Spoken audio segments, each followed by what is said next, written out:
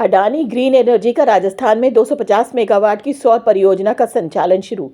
Adani green energy limited AGEL ने घोषणा की है कि उसकी सहायक कंपनी ने राजस्थान के जैसलमेर में 250 मेगावाट MW की सौर परियोजना का सफलतापूर्वक संचालन किया है।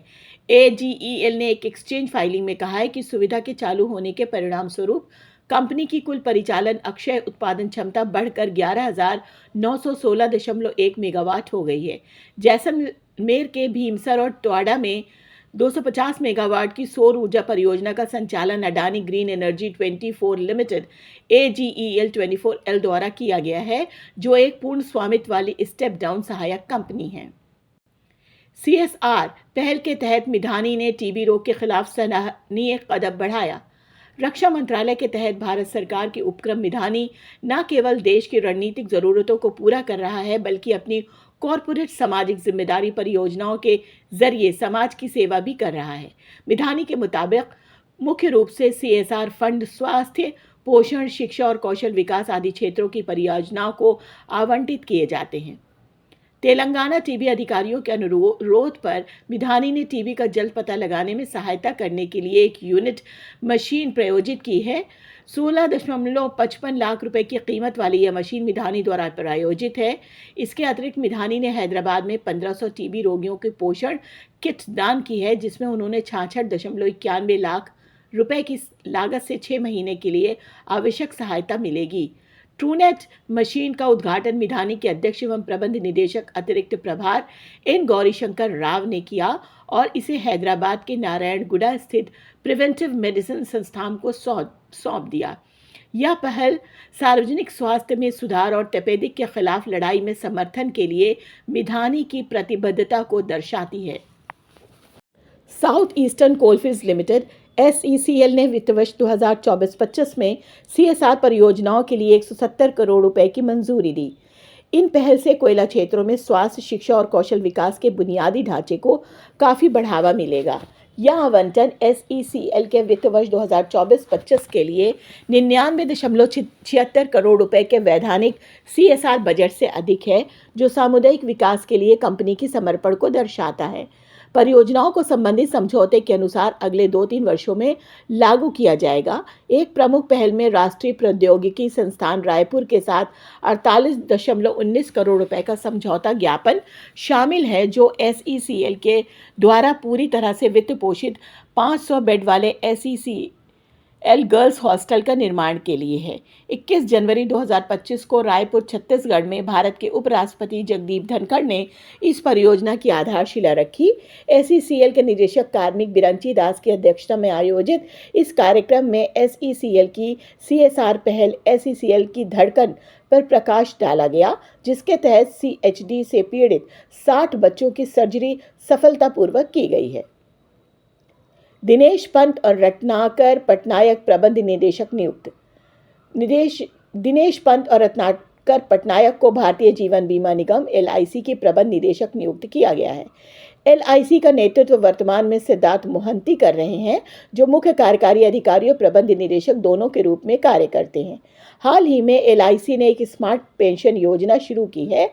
यह योजना एक नॉन पार नॉन लिंक्ड बचत और तत्काल वार्षिकी योजना है। यह वार्षिकी विकल्प के आधार पर 18 से 100 वर्षों तक प्रवेश की अनुमति देता है। यह योजना एकल जीवन और संयुक्त जीवन वार्षिकी दोनों के लिए कई प्रकार के वार्षिकी विकल्प प्रदान करती है।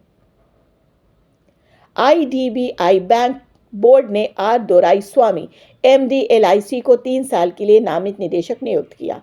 IDBI बैंक ने एक्सचेंज फाइलिंग के माध्यम से घोषणा की है कि बोर्ड ने R दोराईस्वामी को बोर्ड के LIC नामित निदेशक के रूप में नियुक्त करने को मंजूरी दी है। यह सूचित किया जाता है कि निदेशक मंडल ने 21 फरवरी 2025 को आयोजित अपनी बैठक में राजकुमार के स्थान पर 19 मई 2025 से 3 साल के लिए बैंक के बोर्ड में LIC नामित निदेशक के रूप में LIC के प्रबंध निदेशक R दोराईस्वामी की नियुक्ति को मंजूरी दी, जिनका 3 साल का कार्यकाल 18 मई 2025 को समाप्त हो रहा है। श्री दोराईस्वामी मदुरई कामराज विश्वविद्यालय से गणित में स्नातक हैं, भारतीय बीमा संस्थान के फेलो सदस्य और भारतीय एक्चुअरी संस्थान के छात्र सदस्य हैं।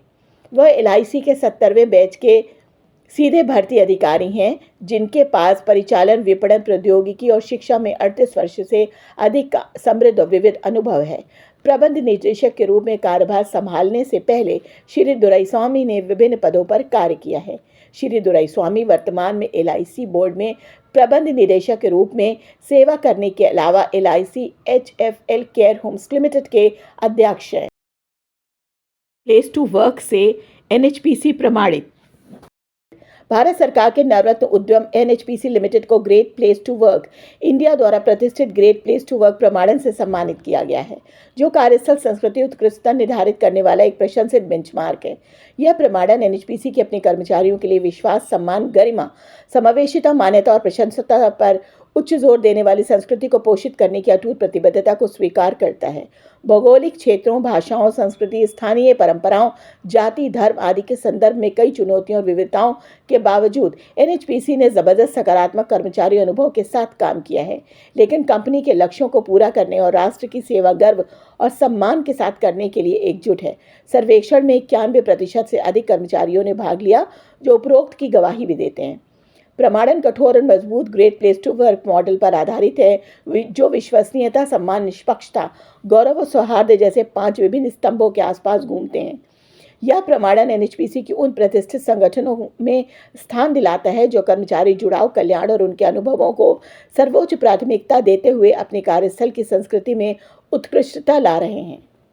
HURL को वर्ष की उभरती कंपनी उर्वरक क्षेत्र पुरस्कार से सम्मानित हिंदुस्तान उर्वरक एवं रसायन लिमिटेड को 19 फरवरी 2025 को ताज लैंड से मुंबई में आयोजित business leader of the year award 2025 में प्रतिष्ठित उभरती कंपनी ऑफ द ईयर पुरस्कार से सम्मानित किया गया। यह सम्मान कंपनी के पदाधिकारियों और कर्मचारियों के अथक समर्पण का प्रमाण है, जिनकी अटूट प्रतिबद्धता उर्वरक क्षेत्र में उत्कृष्टता को आगे बढ़ाती रहती है। SJVN ने 24वां अंतर CPSU क्रिकेट टूर्नामेंट का किया आयोजन। SJVN द्वारा power sports control board PSCB विद्युत मंत्रालय भारत सरकार के तत्वाधान में 24वीं अंतर CPSU क्रिकेट टूर्नामेंट का आयोजन किया जा रहा है, जिसका शुभारंभ 22 फरवरी को चंडीगढ़ में हुआ।